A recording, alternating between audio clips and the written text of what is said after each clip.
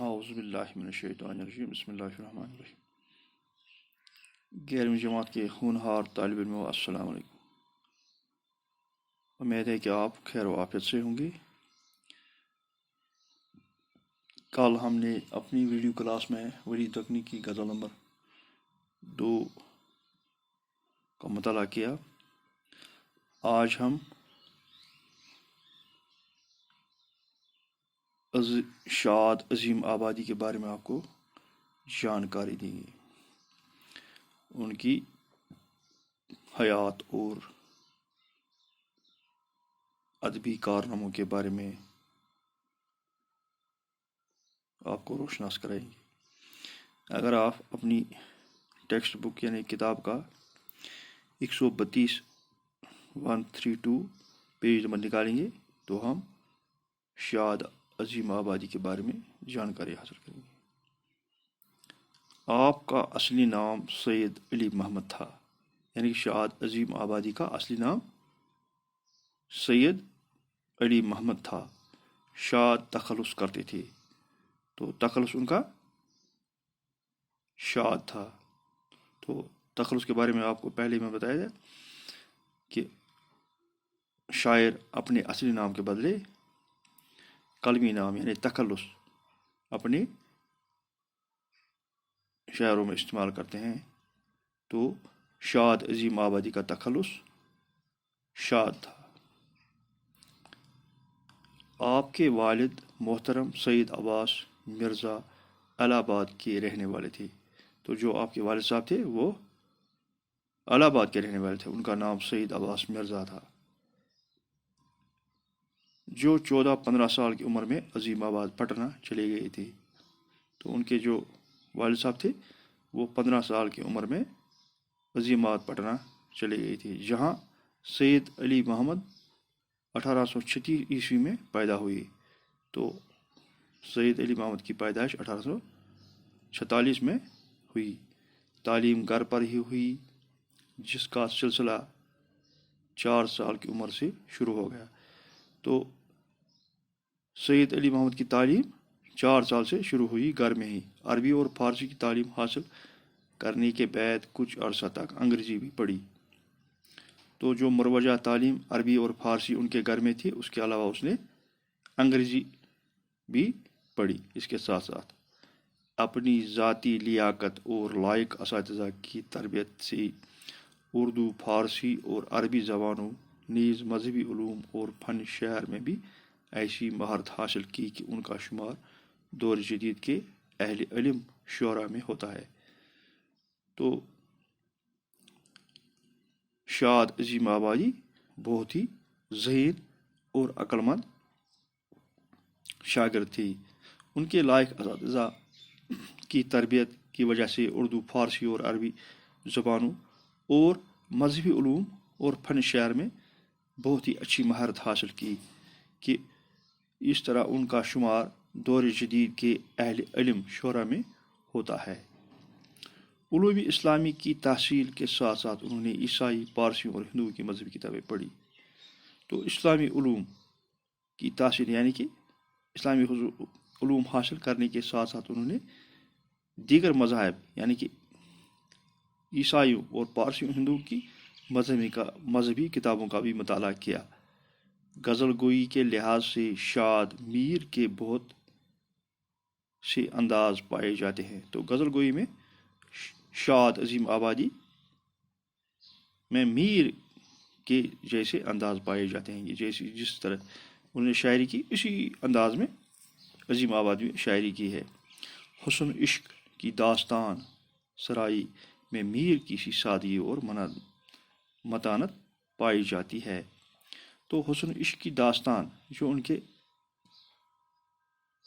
غزلوں میں نمایاں ہے، تو اس کو میر کی سی سادگی اور متانت پائی جاتی ہے۔ سہل الفاظ، چھوٹے چھوٹے فقرے اور سادہ ترکیبیں استعمال کرتے تھے۔ تو شاد عظیم آبادی نے اپنے شاعری میں بہت ہی عام قسم کے الفاظ استعمال کیے ہیں اور چھوٹے چھوٹے فقرے اور سادہ ترکیبیں استعمال کی ہیں۔ ان کی علمی خدمات کا اعتراف میں حکومت نے 1851 میں انہیں خان بہادر کی خطاب سے نوازا۔ تو جو ان کی علمی خدمات تھی ان کے اعتراف میں حکومت نے ان کو انعام سے نوازا اور انہیں خان بہادر کا خطاب دیا گیا۔ 32 برس کی عمر میں آپ نے اعلیٰ اختیار کے ساتھ آنرری مجسٹریٹ رہے اور 14 برس تک گورنمنٹ کے نامزدہ کردہ میونسپل کمشنر۔ سرکار سے 1000 روپے ماہانہ وظیفہ ملتا رہا۔ آخرکار 1942 میں اس دنیا سے اس جہاں فانی سے کوچ کر گئی۔ تو 1927 میں ان کی جہانی سے کوچ کر گئی۔ 1927 عیسوی میں وفات پائی۔ نثر و نظم دونوں میں شاد کی کئی تصانیف یادگار چھوڑ دی۔ تو شاد عظیم آبادی نے یعنی نثر اور نظم دونوں میں طبع آزمائی کی، یعنی کہ نثر بھی لکھی ہے اور نظم بھی لکھی ہے جو قدر کی نگاہ سے دیکھی جاتی ہے۔ تو جو ان کی شاعری ہے اس کو قدر کی نگاہ سے دیکھا جاتا ہے۔ ان کی چند کتابیں ان کی زندگی ہی میں شائع ہو گئی تھی۔ شاد کی غزلوں کا دیوان ان کی وفات کے بعد 1938 میں ان کے شاگرد حمید عظیم آبادی نے مرتب کیا۔ تو شاد یہ جو کتابیں لکھی ہیں تو وہ ان کی زندگی میں شائع ہو گئی۔ تو ان کی غزلوں یعنی دیوان جو ان کی غزلوں کا مجموعہ ہے، تو 1938 نے ان کے ایک شاگرد حمید عظیم آباد نے مرتب کر کے نغمہ الہام کے نام سے شائع کیا۔ تو اس کو نغمہ الہام کا نام دیا گیا۔ تو اس کے نام سے شائع ہوئی ان کی غزلوں کا دیوان۔ بعد میں ان کی خود نوشت شاد کی کہانی شاد کی زبانی شائع ہوئی۔ تو بعد میں جو ان نے خود نوشت یعنی اپنی زندگی کی کہانی خود ہی لکھی تھی جس کا نام شاد کی کہانی شاد کی زبانی شائع ہوا۔ اس کے علاوہ حیات فریاد، روایات شاد، سروش مستی، مے خانہ الہام، مادر وطن اور متعدد مجموعے بھی منظر عام ہیں۔ اس کے علاوہ انہوں نے اور سے بہت سے ان کا کلام جن کے مجموعے منظر عام پر آئے۔ شاد نے مثنوی، غزل، قصیدہ، مرثیہ اور دوسری اصناف سخن میں طبع آزمائی کی۔ شاد نے غزلوں کے علاوہ مثنوی، قصیدہ، مرثیہ اور دوسری اصناف سخن، نظم وغیرہ تو ان میں بھی تجربہ یعنی انہوں نے وہ شاعری بھی لکھی ہے، لیکن ان کی شہرت کا باعث ان کی غزلیں ہیں۔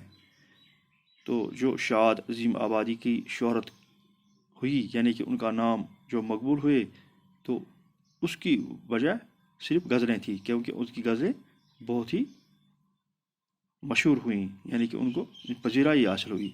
جو سادگی اور گلاوٹ اور ترنم، شیرینی، قیف و سرور اور تازگی و تاثیر کی بدولت لائق توجہ ہیں۔